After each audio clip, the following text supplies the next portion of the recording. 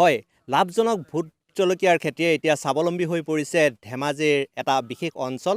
মই বৰ্তমান আহি উপস্থিত হৈছোঁহি ধেমাজি নিলখ বালিজানৰ অঞ্চল আৰু এই বালিজান নিলখৰ যি পূৰ্বাঞ্চল কৃষি পামৰ ভিতৰত মই এই মুহূৰ্তত আছোঁ আৰু মই পোনে প্ৰথমতে দেখাব বিচাৰিছোঁ যে কি ধৰণে ইয়াত লাভজনক ভোট জলকীয়াৰ খেতি কৰি স্বাৱলম্বী হৈ পৰিছে এই অঞ্চলৰ তিনিজনকৈ যুৱক।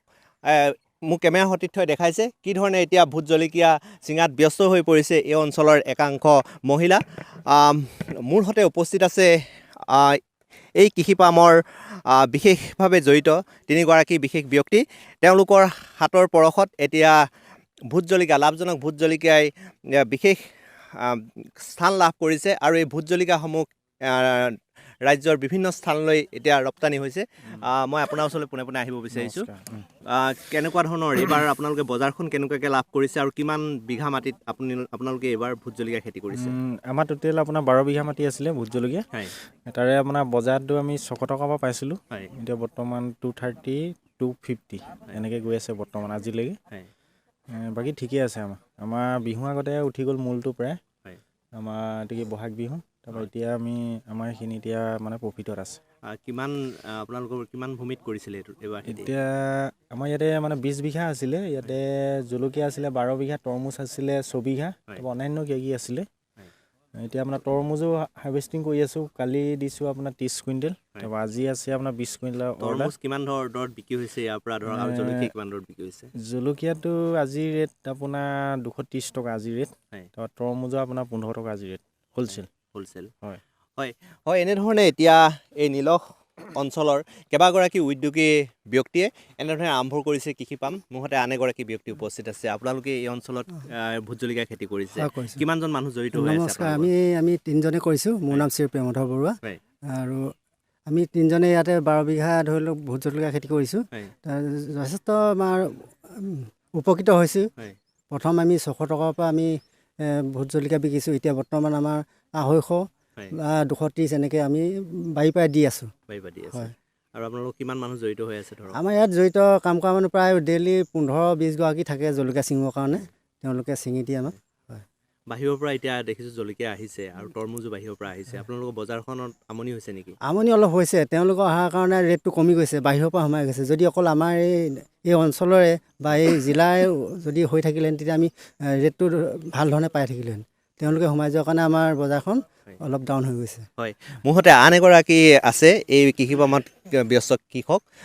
আপোনাৰ নামটো কি? শ্ৰী দিলীপ ভৰুৱা। এতিয়া আপোনালোকে যে ইয়াত লাভজনক ভোট জলকীয়া খেতি কৰিছে, আপোনালোকে কেনেধৰণে জড়িত হ'ল? ইয়াৰ কিমান মানুহ জড়িত হৈ আছে এই অঞ্চলৰ? আমি আগত এনেকৈ ভোট জলকীয়া তেনেকৈ বেলেগ খেতি কৰিছিলোঁ, আলু, বেঙেনা, কিবা বিলাহী চিলাহী এনেকৈ কৰোঁ। কিন্তু এইবাৰ আমাৰ নিতুল শইকীয়াৰ লগত আমি এই দুজনে আমি জলকীয়া খেতি কৰি বুলি আৰু এই তৰমুজ কৰিবলৈ বুলি আমি নিতুল শইকীয়াৰ লগত আমি মানে হেৰি হ'লোঁ। আৰু আমাৰ ইয়াত ধৰি লওক 15-20 জনী মানুহ মানে ডেইলি কাম কৰিব লাগে, তেতিয়া আমাৰ জলকীয়া ছিঙি মানে হেৰি হয়, মানে শেষ হয় মানে এদিনত। হয়, নিলখ বালিজানৰ এই যি কৃষি পাম, এই কৃষি পাম আজি পৰিদৰ্শন কৰিছে ধেমাজি জিলা উপায়ুক্তৰ লগতে কৃষি বিজ্ঞান কেন্দ্ৰৰ এটি দলে। আমি পোনে তেখেতৰ ওচৰলৈ যাব বিচাৰিছোঁ আৰু তেখেতৰ মনোভাৱ ল'ব বিচাৰিছোঁ। আজি মই আমাৰ কৃষি বিজ্ঞান কেন্দ্ৰৰ ছিনিয়ৰ চাইণ্টিষ্ট ডক্টৰ গুঞ্জন গগৈ আৰু আমাৰ জিলা কৃষি বিষয়া আৰু আন বিষয়াসকলৰ লগত ইয়ালৈ আমি আজি আহিলোঁ। আৰু ইয়াত আমি দেখিছোঁ যে যথেষ্ট প্ৰগ্ৰেছিভ ফাৰ্মাৰ এনেকৈ আগবাঢ়ি আহিছে। তেওঁলোকে বিশেষকৈ ভোট জলকীয়া, তৰমুজ এইবিলাকৰ খেতি কৰিছে। আৰু আমি যিটো গম পাইছোঁ যে বহুখিনি প্ৰগ্ৰেছিভ ফাৰ্মাৰে গুটি সিঁচি পেলাই পুলিও যথেষ্ট বিক্ৰী কৰিছে, লাখ হিচাপত পুলি বিক্ৰী কৰিছে। আৰু আমাৰ যিটো তথ্য ইতিমধ্যে 200ৰো অধিক এনেকুৱা ধৰণৰ খেতিয়ক ওলাই আহিছে, আৰু যাৰ দ্বাৰা কৃষিৰ ক্ষেত্ৰত সামগ্ৰিকভাৱে জিলাখনলৈ এক বিশেষ এটা ধনাত্মক দিশ বা তাৰ সূচনা হৈছে।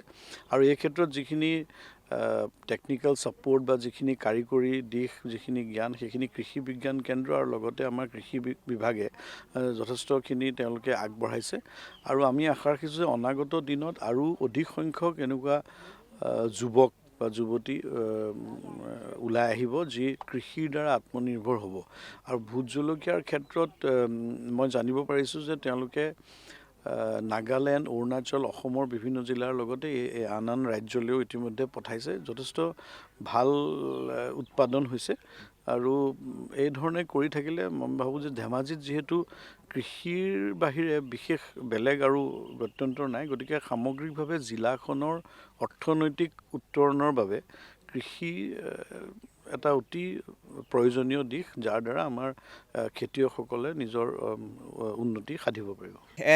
এনেধৰণে এতিয়া নিলখ বালিজানৰ যি পূৰ্বাঞ্চল কৃষিপাম, এই পূৰ্বাঞ্চল কৃষিপামৰ প্ৰায় 22 বিঘা কৃষিভূমিত এতিয়া ব্যস্ত হৈ পৰিছে এই অঞ্চলৰ কেইবাগৰাকীও উদ্যমী কৃষক, আৰু এই কৃষকসকলৰ প্ৰচেষ্টাত এতিয়া ভোট জলকীয়াই এক নতুন ব্যৱসায়ী স্থান লাভ কৰিছে। এই অঞ্চলৰ উৎপাদন হোৱা শ কুইণ্টেল ভোট জলকীয়া এতিয়া অসম চুবুৰীয়া ৰাজ্যসমূহলৈ ৰপ্তানি হৈছে, আৰু এনেধৰণে এতিয়া কৃষি বিপ্লৱৰ জৰিয়তে এই অঞ্চলৰ যুৱক যুৱতীসকল স্বাৱলম্বী হৈ পৰিছে।